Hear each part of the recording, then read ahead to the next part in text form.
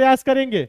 Question क्या कह रहा है दोस्तों? क्वेश्चन कह रहा है, ध्यान दीजिएगा, दिए गए विकल्पों में से वह शब्द चुनिए जो दिए गए शब्द के अक्षरों का प्रयोग करके नहीं बनाया जा सकता है। क्या कह रहे हैं? दिए गए विकल्पों में से वह शब्द चुनिए जो दिए गए अक्षरों का प्रयोग करके, यहां जो एक शब्द है दिए गए शब्द के अक्षरों का प्रयोग करके नहीं बनाया जा सकता है। यहां पे रिफॉर्मेशन है। क्या लिखा है दोस्तों? समझने का प्रयास करिए।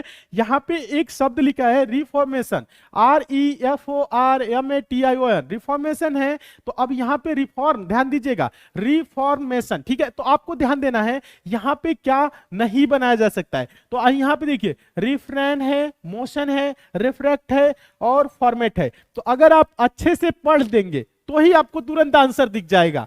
ध्यान दीजिए, REFORMATION, ठीक है। अब देख, इसको ध्यान से अगर आप पढ़ देंगे तो आंसर आपको तुरंत दिख जाएगा। ध्यान से एक बार पढ़ेंगे तो। हाँ, बहुत अच्छे, वेरी गुड। कुछ स्टूडेंट पकड़ लिए तुरंत। ध्यान दीजिए, इसमें क्या होता है दोस्तों, ध्यान दीजिए, पहले अभी बता रहे हैं, यहां पे समझिएगा। REFR, ठीक है, REFR AIN यानी कि ये बनाया जा सकता है। कौन सा प्रयोग करके नहीं बनाया जा सकता है ये बताना है। तो पहला बन रहा है, दूसरा MOTION, देखिएगा MOTION, ये पूरा अक्षर इसमें का है तो ये भी बनाया जा सकता है रिफॉर्मेशन के अक्षरों से। रिफ्रैक्ट, REFR, ध्यान दीजिए, ACT, ध्यान दीजिए, REFR AC, देखिए C कहीं पे है, इसमें नहीं है, T तो है लेकिन C नहीं है। तो ये जो रिफ्रैक्ट शब्द है दोस्तों, रिफॉर्मेशन के अक्षरों से नहीं बनाया जा सकता है। Very good.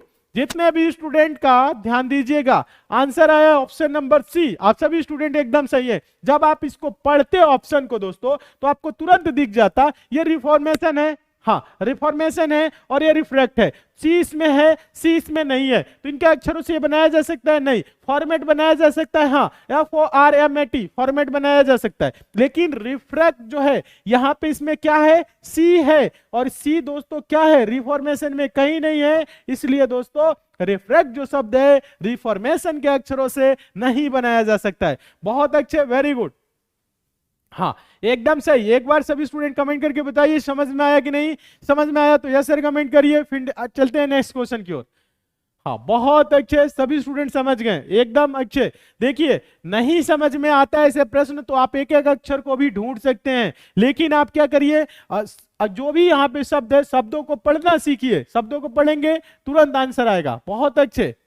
क्वेश्चन नंबर 7 देखने का प्रयास करेंगे। क्वेश्चन नंबर 7 है, निम्नलिखित समीकरण गलत है। ध्यान दीजिए, ये जो समीकरण है ये गलत है। कह रहा है इस समीकरण को सही करने के लिए किन दो चिन्हों को आपस में अदला बदली करना चाहिए। इन 4 ऑप्शन है। कह रहा है प्लस गुने, प्लस तथा गुने को अगर बदल दे आपस में तो बराबर 29 हो जाएगा, कि भागे और माइनस को बदल देंगे कि बराबर 29 हो जाएगा, या प्लस और भाग को बदल देंगे कि 29 हो जाएगा, या माइनस और प्लस को बदल देंगे कि बराबर में 29 होगा। ये बोल रहा है कि इन दो चिन्हों को अगर आपस में बदल दे कि ये क्या हो जाए दोस्तों, बराबर में 29 हो जाए।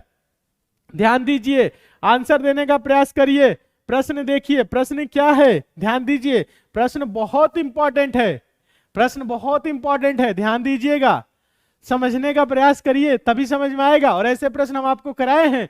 ऐसे प्रश्नों को सॉल्व करने के लिए आपको सभी ऑप्शन देखने की जरूरत नहीं है, सिर्फ एक ही ऑप्शन देखना है, कौन? जो सही है। वो कैसे पता चलेगा कौन सा सही है? ध्यान दीजिएगा।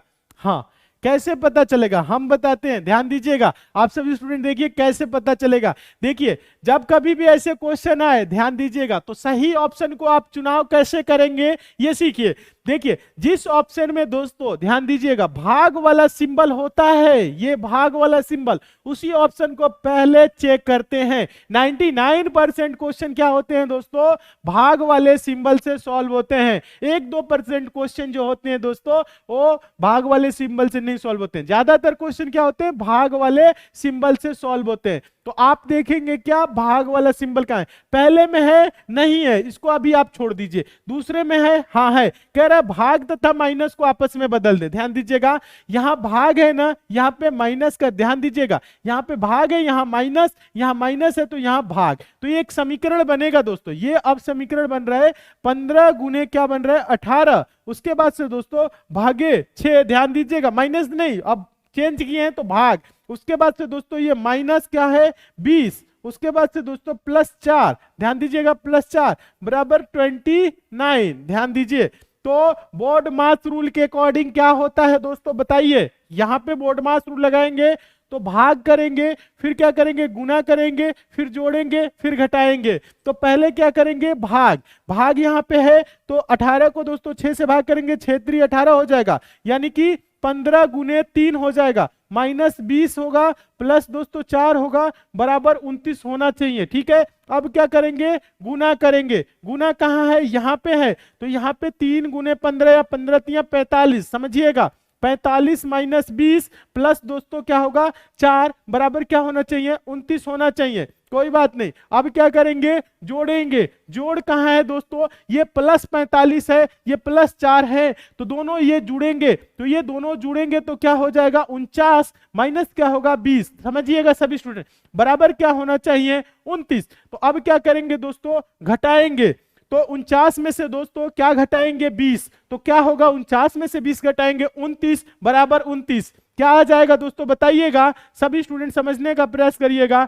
29 बराबर क्या होगा 29, तो ये क्या हो गया दोस्तों LHS बराबर RHS, एक सॉरी ध्यान दीजिए क्या हो जाएगा LHS बराबर RHS, यानी 29 आ रहा है इसको सॉल्व करने पे, किस ऑप्शन से, ऑप्शन नंबर बी से। तो आपका ऑप्शन नंबर बी क्या हो जाएगा एकदम सही हो जाएगा, हाँ ऑप्शन नंबर बी क्या हो जाएगा एकदम सही हो जाएगा, ध्यान दीजिए।